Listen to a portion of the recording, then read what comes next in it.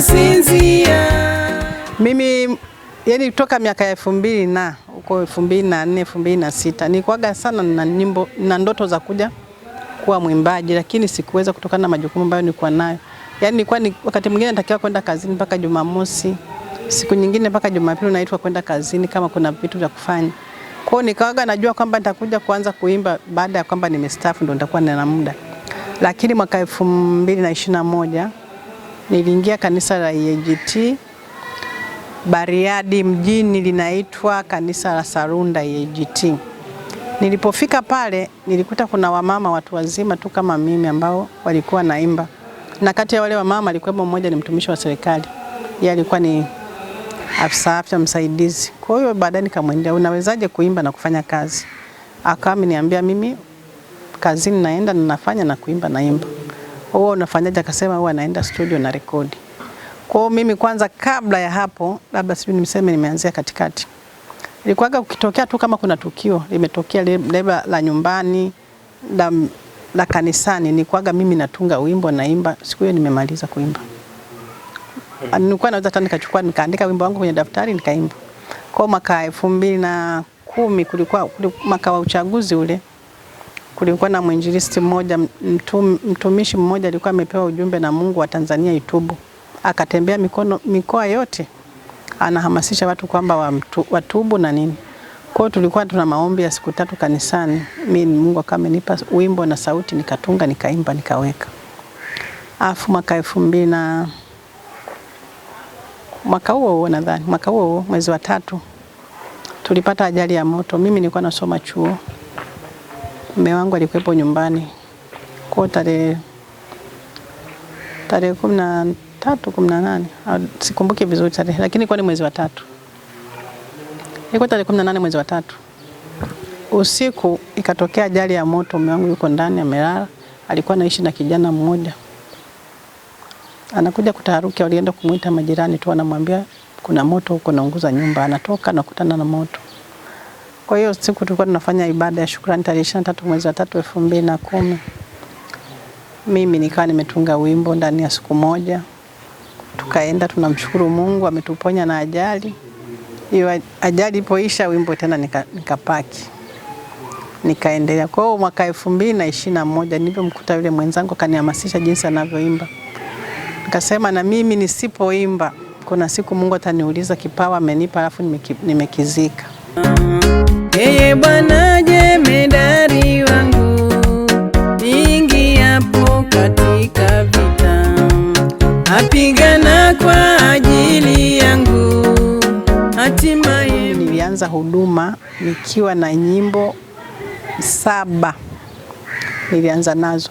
Nilikuwa naandika tu kwenye daftari naenda studio. Naandika kwenye notebook naenda studio na rekodi. Kwa hiyo naanza kuimba mwezi wa 7 mwaka 2021 ndio nilipoanza. Nikiwa na umri wa kutosha. Nilianza na hizo nyimbo 7 ambazo huo wimbo wa ajali ya moto, kuna huo wimbo wa kumshukuru Mungu, ule wimbo ulikuwa naomba rehema, ninao hata YouTube humo. Nikaanza na zingine kwa baadaye Mungu alikuwa ananiletea tu zingine na rekodi mpaka hivi leo naendelea kuimba. Changamoto walizonazo waimbaji binafsi na waimbaji wanaoimba kwenye kwaya nadhani zitakuwa zinatofautiana. Kwa mfano mimi changamoto zangu naweza nikasema na Mungu anaweza kanipa wimbo akaniletea sauti na maneno. Labda siku hiyo nimekutwa sina fedha za kuchanga. Kwa siwezi kwenda studio. Changamoto ya kwanza. Nyingine labda nitasema ni mimi changamoto yangu ni muda umenibana kwa swala la huduma. Kwa mfano natakiwa kwenda kazini au naweza siku nyingine natamani sijui kufanya nini sina. Kwa hiyo mimi nitakuwa na changamoto ambazo ziko tofauti. Kwa hiyo mimi kwangu mimi sana kikwazo ambacho naona kinaniweza kunizuia ni muda. Muda kwamba bado niko kwenye mamlaka.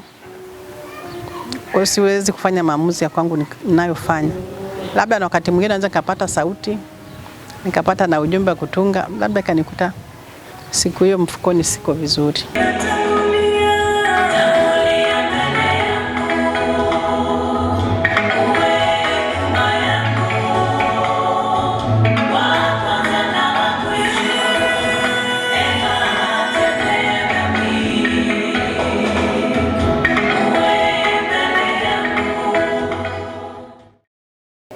kwamba wapo wengine wakienda kwa maproducer kutoa nyimbo wanaishia tu kufanya mambo ambayo hayastahili.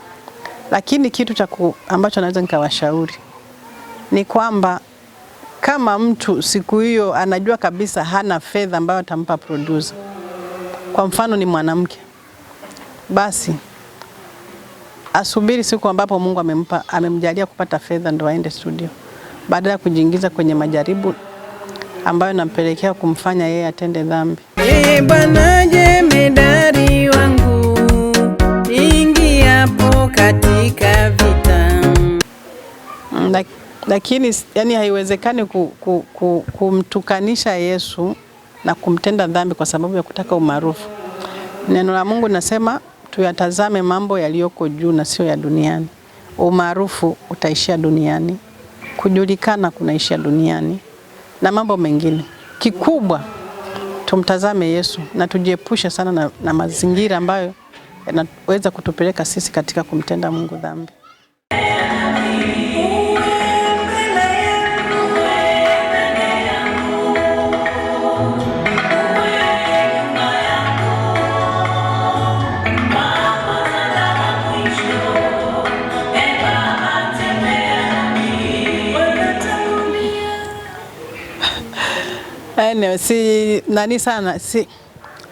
Sijajua, unajua kila mtu ana wito wake, kwa mfano alioitiwa. Hata kwa mfano hata wachungaji, hata wahudumu wengine. Mimi binafsi nyimbo zangu nyingi ni za kumsifu Mungu. Na kama nina wimbo mwingine mara chache sana ninazimba na sio nyingi. Nyimbo zangu nyingi za kusifu Mungu na kuelezea uzuri wake na jinsi alivyo. Sasa kuna watu inawezekana kweli wameangalia kwamba jamii inahitaji nini. Kwa mfano wale waimbaji wanaoimba habari za kusema maadui zako watakoma. Naona hizo nyimbo zikitoka huwa zinazunguka sana. Zile nyimbo ambazo zinalenga katika yani zile nyimbo ambazo zinawafariji sana wanadamu, naona huwa zinaenda sana kuliko hizi nyingine za kusema Mungu anaweza. Sijajua ni kwa nini. Yani zile nyimbo za kusifu Mungu watu wengi hawapendi kuzitunga. Ila hizo nyingine za kwamba majaribu yako usilie sijui fanya nini, naona huwa zinazunguka sana. Sasa inawezekana labda jamii ina shida katika maeneo hayo, ndio maana hizo nyimbo wanazipenda sana.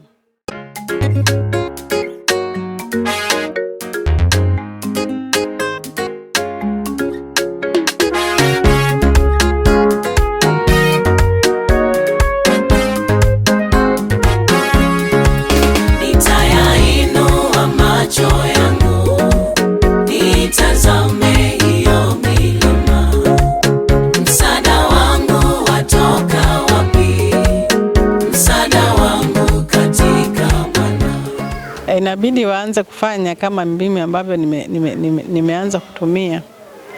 Unajua, kwa mfano Mungu akiweka kitu ndani yako alafu hujakifanyia kazi, inakuja kuwa kama wale watu ambao waliopewa talanta, kwamba kuna mmoja alipewa talanta moja, yeye akaamua kuizika.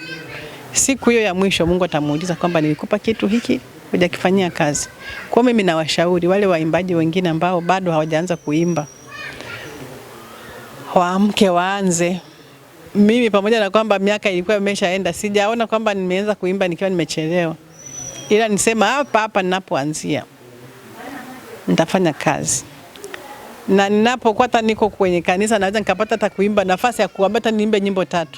Hata 6 hata ngapi. Mimi huwa niko tayari kwa sababu najua huko nyuma nimepoteza muda. Sikufanya kazi ambayo Mungu alikuwa ameniitia kwa wakati huo. Kwa hiyo kwa kweli niko committed.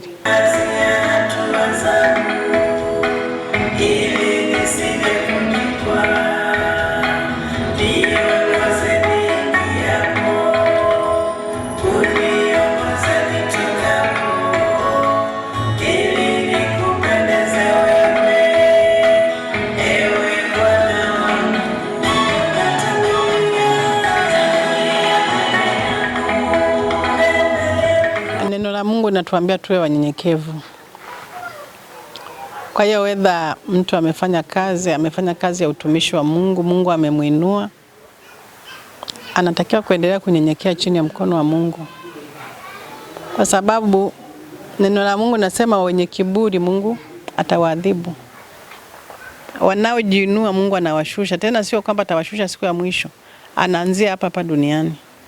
Kwa ni vyema pale ambapo ulikuwepo, Mungu amekuweka, endelea kumtumikia Mungu katika hilo eneo. Labda kama inatokea mtu anahama, kwa mfano mtu labda anakaa huku, labda ameanza huduma akiwa kwenye kanisa fulani akahamia mtaa mwingine. Huyo mtu akiondoka, kwa kweli mimi siwezi kuwa na maswali juu yake, kwa sababu pia unapokuwa unakaa mbali na kanisani, kuna muda sasa unashindwa kufanya mambo mengine ya hilo kanisa. Kwa hiyo ni vizuri kama mtu labda anahama, atafute kanisa ambalo liko jirani na huko anakoishi, basi akahudumu huko.